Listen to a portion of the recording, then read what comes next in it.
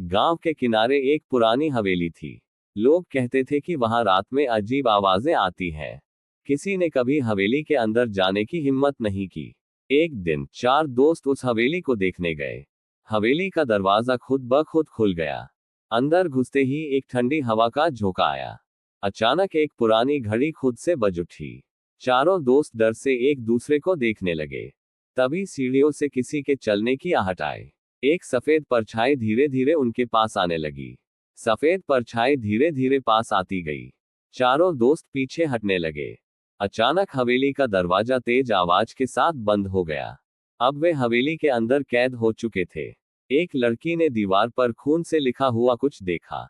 यहां से वापस मत जाओ। तभी ऊपर वाली मंजिल से किसी के रोने की आवाज आई। चारों ने हिम्मत करके ऊपर जाने का फैसला किया। ऊपर का कमरा पूरी तरह धूल और जाले से भरा था। अचानक एक पुरानी तस्वीर जमीन पर गिर गई। चारों ने तस्वीर को उठाया और ध्यान से देखा। तस्वीर के पीछे किसी का नाम लिखा था, अनामिका। तभी अचानक कमरे की खिड़की जोर से खुल गई। खिड़की के बाहर एक परछाई झलक रही थी। चारों घबराकर पीछे हट गए। तभी जमीन के नीचे से किसी के घसीटने की आवाज आई। एक दोस्त ने हिम्मत करके जमीन पर हल्की चोट मारी। जमीन का एक हिस्सा खोखला लग रहा था। सबने मिलकर वहां खुदाई शुरू की। नीचे से एक पुराना लकड़ी का संदूक निकला। दोस्तों ने संदूक को गौर से देखा। संदूक पर एक जंग लगा ताला लगा हुआ था। अचानक हवेली में हवा तेज हो गई। कमरे के कोने में किसी के खड़े होने का एहसास हुआ। सबने डरकर एक दूसरे को देखा। तभी ताले से खुद ब खुद आवाज आने लगी। संदूक धीरे धीरे खुद ब खुद खुल गया। अंदर एक पुरानी लाल साड़ी रखी थी। साड़ी के नीचे एक चमड़े की डायरी थी।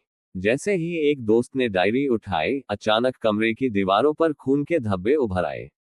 कमरे में अजीब सी फुसफुसाहट गूंजने लगी। एक दोस्त ने हिम्मत करके डायरी खोली। पहली पंक्ति में लिखा था, मैं अनामिका हूं। जैसे ही उन्होंने आगे पढ़ना शुरू किया, हवेली हिलने लगी। पन्नों पर खून के धब्बे उभरने लगे। डायरी में लिखा था कि अनामिका इसी हवेली में मारी गई थी। अचानक किसी ने दोस्तों के पीछे सांस ली। सबने धीरे धीरे पीछे मुड़कर देखा। उनके सामने सफेद साड़ी में एक लड़की खड़ी थी। दोस्तों की सांसें थम गई। सफेद साड़ी में लिपटी लड़की हवा में तैर रही थी। उसकी आंखें गहरी काली और खाली थीं। उसने धीरे धीरे अपना हाथ आगे बढ़ाया। दोस्तों ने डरकर एक दूसरे का हाथ पकड़ लिया। लड़की की आवाज गूंजने लगी, मुझे न्याय चाहिए। हवेली के दरवाजे फिर से जोर से बंद हो गए। हवा ठंडी और भारी हो गई। दोस्तों ने हिम्मत करके पूछा, तुम कौन हो? आत्मा ने धीरे से जवाब दिया, मैं अनामिका हूं। दोस्तों के रोंगटे खड़े हो गए। अनामिका की आत्मा धीरे धीरे हवा में ऊपर उठी। कमरे की दीवारों पर धुंधली आकृतियां बनने लगी। आत्मा ने कांपती आवाज में कहा, मुझे मेरे पति ने मारा था। दोस्तों की आंखों के सामने एक पुरानी घटना उभरने लगी। एक आदमी गुस्से में अनामिका को धक्का दे रहा था। अनामिका रो रही थी और बचने की कोशिश कर रही थी। वह आदमी उसे मारकर हवेली के तहखाने में दफना देता है। दोस्तों को अब सारा सच समझ आ गया। अनामिका की आत्मा धीरे धीरे गुस्से में बदलने लगी। अनामिका की आंखें जलती लाल हो गईं। हवेली में जोर की आंधी चलने लगी। दीवारों पर दरारें पड़ने लगीं। दोस्तों ने डरकर पीछे हटने की कोशिश की। अनामिका की आत्मा जोर से चीखी, मुझे न्याय चाहिए। हवेली के फर्श पर खून की बूंदें टपकने लगी। तभी तहखाने का दरवाजा खुद ब खुद खुल गया। चारों दोस्तों ने अंदर झांक कर देखा। नीचे एक कंकाल जंजीरों में जकड़ा पड़ा था। अनामिका की आत्मा उस कंकाल की ओर इशारा करने लगी। चारों दोस्तों ने कांपते हाथों से कंकाल को देखा।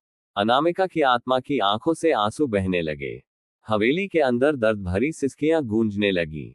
दोस्तों ने आपस में देखा और फैसला किया कि अनामिका की मदद करेंगे। उन्होंने कंकाल को ध्यान से उठाया। तभी हवेली में जोरदार कंपन होने लगा। दोस्तों ने जल्दी से कंकाल को बाहर ले जाने का फैसला किया। जैसे ही उन्होंने कंकाल को बाहर निकाला, हवेली की खिड़कियां खुद ब खुद टूटने लगी।